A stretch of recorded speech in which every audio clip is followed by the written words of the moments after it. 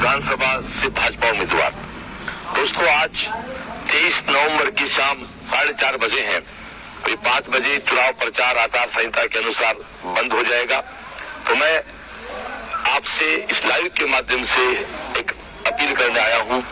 मैंने पूरा प्रयास किया पिछले 40-50 दिन में डोर टू डोर, गांव टू गांव, वार्ड टू वार्ड आपसे मिलने का। फिर भी एक समय सीमा और एक कार्य क्षमता की सीमा होती है इंसान की। कुछ साथी से हो सकता नहीं मिल पाया, तो उनसे मैं क्षमा मांगते हुए एक निवेदन करना चाहूंगा कि आप सब लोग इस बार 25 साल बाद जो फतेहपुर में कमल खिलाने का सपना लिए बैठे हैं पिछले 5 साल से, वो समय अब आ गया है। 25 नवंबर सुबह 7 बजे 6 बजे तक आप अपना 100% मतदान की ओर बढ़ते हुए मतदान करें। फतेहपुर शिक्षा के लिए, चिकित्सा के लिए, खेल के लिए, हेरिटेज के लिए, बारिश के पानी निकासी के लिए, पीने के पानी के लिए, मंडावा पेशवा पुलिया की समस्याओं के लिए और बहुत सारी चीजें इंफ्रास्ट्रक्चर के लिए, हेरिटेज के लिए, इन सब चीजों को डेवलप करने के लिए आप वोट करें अपनी भाजपा को, अपने श्रवण को।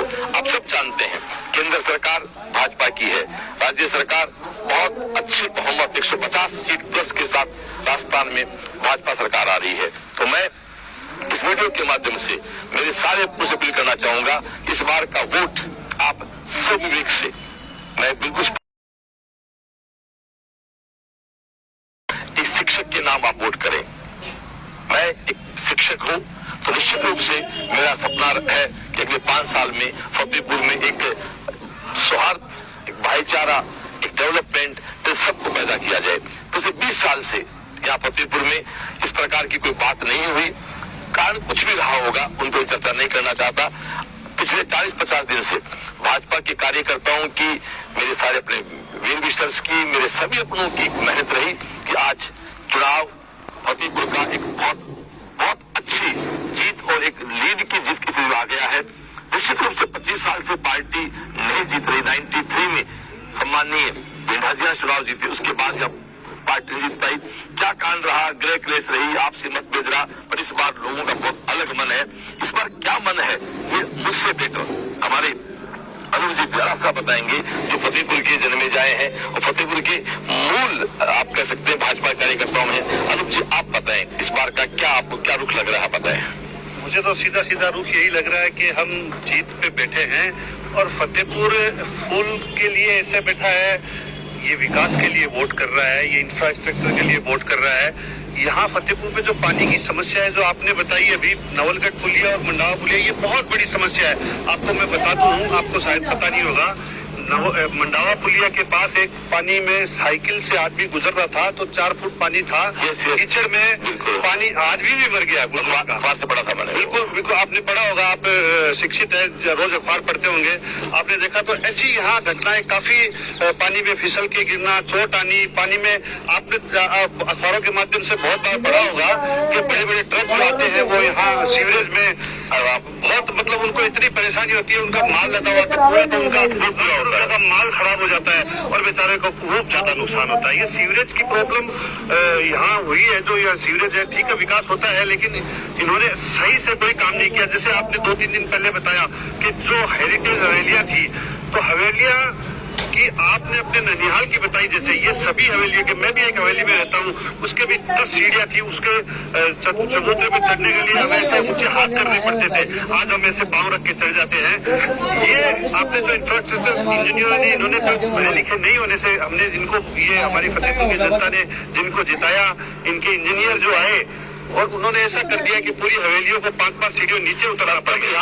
आप ये कहना चाहते हैं कि ज्यादा पढ़े लिखे विधायक नहीं बने, बिल्कुल उन्होंने सड़क तो बना दी, रीजन है सब पैसा सरकार का था, केंद्र सरकार भारत सरकार का था। बिल्कुल आपकी बात सही है। आपके साथ पब्लिक इसलिए हो रही है कि आपका एक विजन है, आप सबसे बड़े तो शिक्षावादी हो, सबसे बड़े पढ़े लिखे हो, सबसे ज्यादा अभी तक 93 से मैं एकदम पूरा देख रहा हूँ, ऐसा आपके जितना पढ़ा लिखा कोई विधायक का चुनाव लड़ने के लिए आया ही नहीं, मैदान में आया ही नहीं। आप आए हैं तो आपका हमने इसीलिए स्वागत किया कि अब हमें दिख रहा है कि पिछले जो 30 सालों में 25 सालों में जो नहीं हुआ वो अब होने वाला है। इसीलिए फतेहपुर की जनता ने पूरा आपकी तरफ मन बनाया है। जो अनूप जी की बात को आगे बढ़ाओ, बिल्कुल सबका मूड बन चुका है। अब भी कोई हमारे भाई कहीं किसी प्रकार को लेके कंफ्यूज है तो उनको बहुत ही अपील करना चाहूंगा, इस कांग्रेस के कुशासन से, एक परिवार के कुशासन से, परिवार कहेंगे पर कांग्रेस का, उससे आपको मुक्ति दिलाने के लिए आपको भाजपा को वोट देना है और भाजपा अच्छे मतों से जीत की अग्रसर है। ये कहूँगी कार्यकर्ताओं मेहनत से भाजपा यहाँ जीत सुनिश्चित कर चुकी है। तो मैं इस लाइव के माध्यम से आखिर अपील करना चाहूंगा कि फतेहपुर के डेवलपमेंट के लिए, विकास के लिए आप भाजपा को वोट करें। मैं आपको विश्वास दिलाता हूँ कि आप भाजपा के एमएलए रूप में मुझे यहाँ से विजय करते हैं, मुझे आप बनाते हैं तो निश्चित रूप से मैं एक अच्छी जो माँ शारदे का आश्रम मुझ पे है उस बुद्धि से इस फतेहपुर का एक डेवलपमेंट करने के लिए आपको बिताया हूँ। और यही बातें कुछ लाइव से मतलब कहनी थी और कोई मुझे नई बात आपके लाइव के माध्यम से एक रिपोर्ट मतलब मैं एक अपील करना चाहता हूँ कि गाँव से, जैसे हमें हर गांव से हमारी बहुत अच्छी रिपोर्ट है, लेकिन मैं ये बोलना चाहता हूँ कि गांव से बहुत अच्छी लीड देके भेजे, शहर से बहुत अच्छी लीड ले रहे हैं। ये मेरा वादा है आपसे। आप गांव से बहुत शहर तक जा जानते हो, शहर में मैं रहता हूँ, शहर में मैं पला बड़ा हूँ। मैं गांव से अपील करता हूँ हाथ जोड़ के कि गांव से बहुत अच्छी लीड देके आप श्रवण जी को भेजे। शहर से बहुत अच्छी लीड देके हम बहुत अच्छे चुनाव जीत रहे हैं। किसी की भी कोई भी बातों में आके आप किसी तालाशाही के साथ मत होइए, किसी के और कोई किसी के भी साथ मत होइए। आप कांग्रेस भी बिल्कुल नहीं जीत रही है इस बार, आपने देखा होगा भाजपा जीत रही है। हाँ बिल्कुल भाजपा जीत रही है, बिल्कुल नहीं जीत रही है कांग्रेस भी। ये ऐसा कुछ भी नहीं हो रहा। आपको रोज अभी 2 दिन बचे हैं, आपको इतनी अफवाहें आएंगी, ये हो गया वो हो गया। बिल्कुल आप अफवाहों पे बिल्कुल भी ध्यान मत देना। ये सिर्फ और सिर्फ श्रवण जी के लिए, आप श्रवण जी के हित में। अच्छा, मैं आपके लाइव के माध्यम से एक बात और बताना चाहूंगा। मैं 45 साल का हो गया हूँ। जैसे आप सबको हम जन कहते हैं, जनता जनता सब कहते हैं, लेकिन महाजन आपने मेरे को बताया कि महाजन क्यों कहा जाता है, इनके आगे महा क्यों लगाया जाता है। जनता तो हम सब है ही है, महाजन क्यों लगाया जाता है इनके आगे, ये मुझे श्रवण जी ने बताया कि इनके आगे महाजन। क्योंकि पहले जब सरकारें इतना कुछ नहीं करती थी तब राजा महाराजाओं के काल से ही सेठ साहूकारों ने, इसीलिए इनको महाजन कहा जाता है। जनता, हम तो जन है, वो महाजन है। महाजन क्यों कहा जाता है कि उन्होंने चिकित्सा, शिक्षा, पानी की भी जरूरतें महाजनों ने पूरी की। मैं आपको बताऊं, जैसे मैं साहब इस लायक बना तो उन सेठों के देने जो है चमड़िया बनाया, बोदार बनाया, धानुका बनाया, कुएं बावड़ी लोग बातें, धर्मशाला है, स्कूल, हॉस्पिटल, आज अपना भर्ती हॉस्पिटल है साहब। ऐसा हॉस्पिटल सरकार सिस्टम में बनाओ तो बड़े शहरों मिलता है। आपको मैं एक बात और बताना चाहूंगा, चमड़िया स्कूल यहाँ की सबसे ज्यादा स्टूडेंटों की स्कूल और कॉलेज हुआ करती थी। 2011 में जब कांग्रेस की सरकार थी तब इन्होंने वहाँ से सारे शिक्षक निकाल दिए, मर्ज कर दिए थे। लेकिन एकदम शिक्षा चमड़िया कॉलेज कहाँ है आपने देखा तब कहाँ थी। उस कॉलोनी में पांव रखने की जगह नहीं थी, वो पूरा एरिया जगमगाता था वो कॉलेज से। वो पूरा एरिया भी खराब हो गया। वापस करेंगे। हाँ बिल्कुल, धन्यवाद। उसको वापस करेंगे। फतेहपुर को भी सीकर की तरह पे एक अच्छा शिक्षा निवेदन किया जाएगा। दोस्तों, बातें बहुत की जा सकती है। मैं एक बार फिर से आपसे विनती करता हूँ, निवेदन करता हूँ कि आप फतेहपुर के विकास के लिए, फतेहपुर के सर्वांगीण विकास के लिए आप मुझे वोट करें, भाजपा में वोट करें।